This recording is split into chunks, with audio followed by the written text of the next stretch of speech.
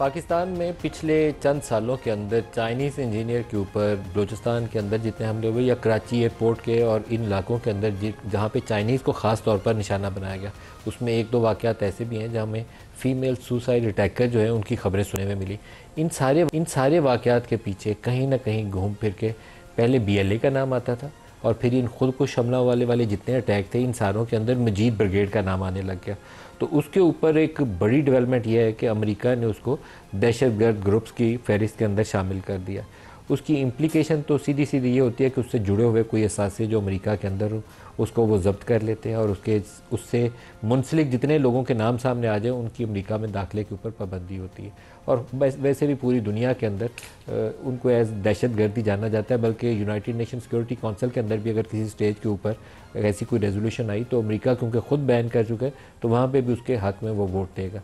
پاکستان کے لیے یہ ایک بڑی سفارتی کامیابی ہے، اس لیے کہ پچھلے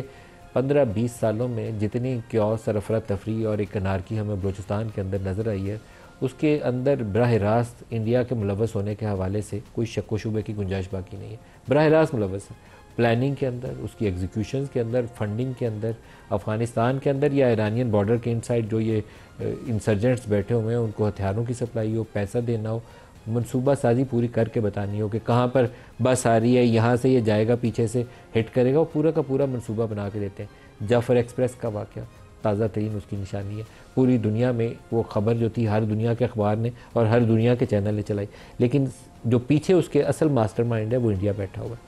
بہت سے ماضی کے ایسے انالسٹ بھی ہیں جو پاکستان کی سیکیورٹی کی صورتحال کے اوپر بڑی گہری نظر رکھتے ہیں، ان کا خیال یہ تھا کہ امریکہ بھی اس کے اندر کسی نہ کسی اندر ایک لو انٹینسٹی وارفیئر کو برقرار رکھنا چاہتا ہے، کیونکہ ان کا رجحان بہت زیادہ ہو گیا ہوا تھا انڈیا کی طرف، اور انڈیا کے ساتھ قربت بڑھ رہی تھی کہ اس کو چائنا کے مقابلے میں کھڑا کرنا ہے۔ تو پاکستان میں ایک لو انٹینسٹی کیوس جو تھا، کبھی TTP کی شکل میں، کبھی پتہ چلا کہ داعش ہمارے بارڈر ایریاز کے قریب آ گئی ہے، جبکہ افغانستان کے اندر 1 لاکھ امریکی فوج بیٹھی ہو، تو ان سب کے اوپر لوگوں کا خیال یہ تھا کہ یہ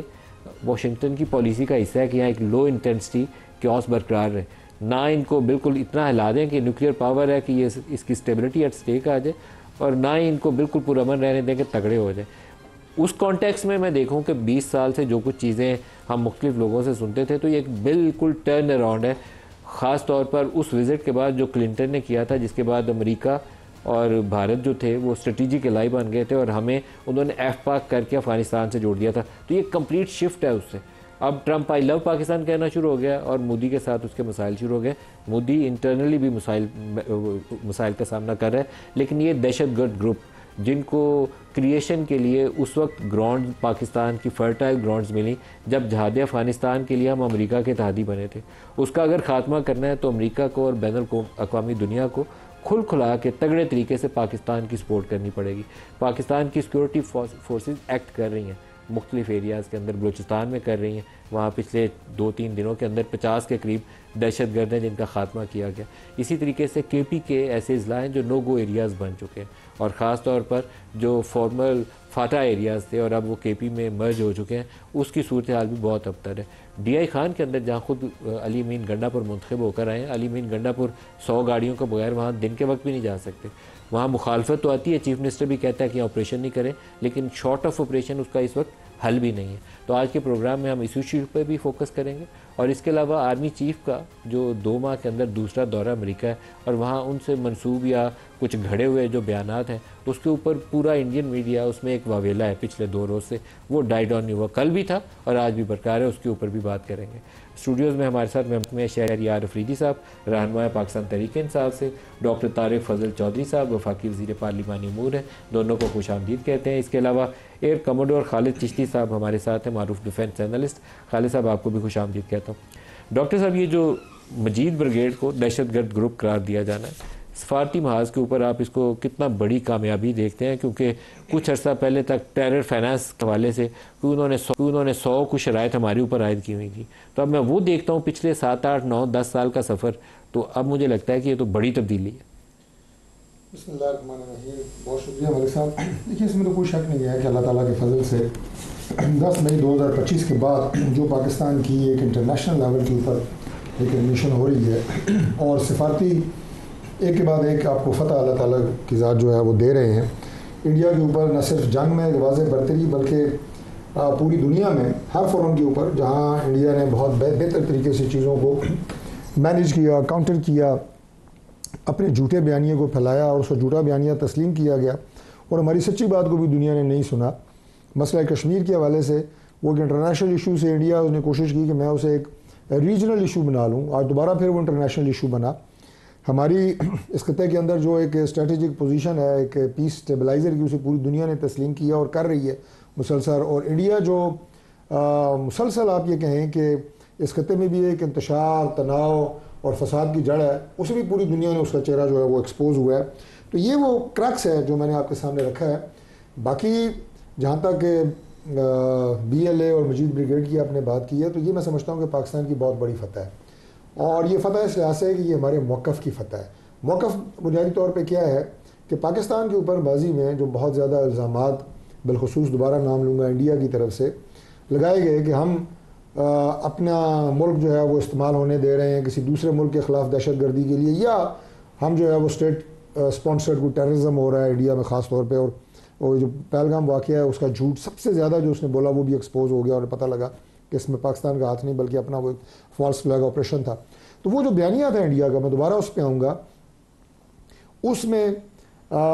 ہم اس لیے جیتے ہیں کہ آج پوری دنیا اس بات کو مان گئی ہے کہ پاکستان دہشت گردی کا شکار ملک ہے، اور انڈیا جو ہے وہ پاکستان کے اندر دہشت گردی کروا رہا ہے اپنی ان پراکسیز کے ذریعے، جن میں سے ایک بی ایل اے ہے اور اس کا ایک سب گروپ جو ہے وہ مجید بریگیڈ ہے۔ تو یہ جو آپ کا مقدمہ اور آپ کا موقف پوری دنیا نے تسلیم کیا ہے، یہ آپ کا جو اسٹیچر تھا، جو آپ کا نیریٹو تھا، یہ اس کی فتح ہے، سب سے پہلی بات ہے۔ اور سب کو پتہ چلا ہے کہ بلوچستان میں باقاعدہ انڈیا کی طرف سے اسٹیٹ سپانسرڈ ٹیررزم پاکستان کی سرزمین پہ ہو رہا ہے، فنڈڈ بائی انڈیا، اور اب پوری دنیا جو ہے وہ ان دہشت گردوں کو، جو اس امن کے دشمن ہیں، جو پاکستان کی ریاست کے دشمن ہیں، پاکستان کے عوام کے دشمن ہیں سب سے بڑھ کے، ان کا سر کچلنے میں پوری دنیا آپ کے ساتھ کھڑی ہوگی۔ اور جب تک ایک دہشت گرد کا خاتمہ ہم کر نہیں لیں گے، نہ ہمارے ادارے، نہ ہماری افواج چین سے بیٹھیں گی، نہ ہماری انٹیلیجنس کے ادارے، اور اب جب بین الاقوامی طور پہ آپ کو یہ سپورٹ حاصل ہوئی ہے، تو میں سمجھتا ہوں کہ اس سے ہمیں نہ صرف پریکٹیکلی فائدہ ہوگا، بلکہ آپ کا جو نیریٹو تھا یا آپ کا جو اسپرٹ تھی اس جنگ سے لڑنے کی، اسے جو ہے فائدہ ملے گا۔ شہریار رفیقی صاحب، کے پی اگر میں آپ سے پوچھوں تو پاکستان تحریک انصاف کی حکومت بھی ہے وہاں کافی عرصے سے، بعض اصلاح تو میں نے ڈی آئی خان کی مثال دی ہے، لیکن بنو، لکی مروت، مینی ادر پلیسز، اس میں تو اب دن کی روشنی میں جایا نہیں جا سکتا، راہ تو چھوڑ دیں، تو اس کا حل کیا ہے؟ بسم اللہ الرحمن الرحیم۔ سب سے پہلے آپ کا شکریہ، تمام تعریف رب کی، اور کر بہا درود امام الانبیاء خاتم النبیین حضرت محمد مصطفیٰ صلی اللہ علیہ وسلم پہ۔ دیکھیے جی، سب سے پہلے تو بڑی خوشائد بات ہے،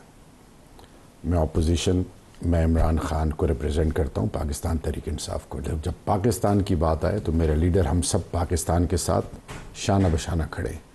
سر، جان، مال، سب کچھ قربان اس دھرتی ماں پہ۔ یہ میسج ان کے لیے ہے جو کہ خدا نہ خواستہ پاکستان کو ڈیوائیڈ دیکھنا چاہتے ہیں۔ تو نمبر 1 یہ بہت کلیئر میسج ہے۔ خوشائند آپ کہتے ہیں بی ایل اے اور مجید بریگیڈ کو دہشت گرد قرار دینا؟ جی، میرے ملک کے مدرسوں کو، مساجد کو، امام بارگاہوں کو، خانقاہوں کو، اسکولوں کو، بازاروں کو، بزرگوں کو، ماؤں کو، بچوں کو، پاکستان کی بنیاد کو ٹارگٹ کیا گیا۔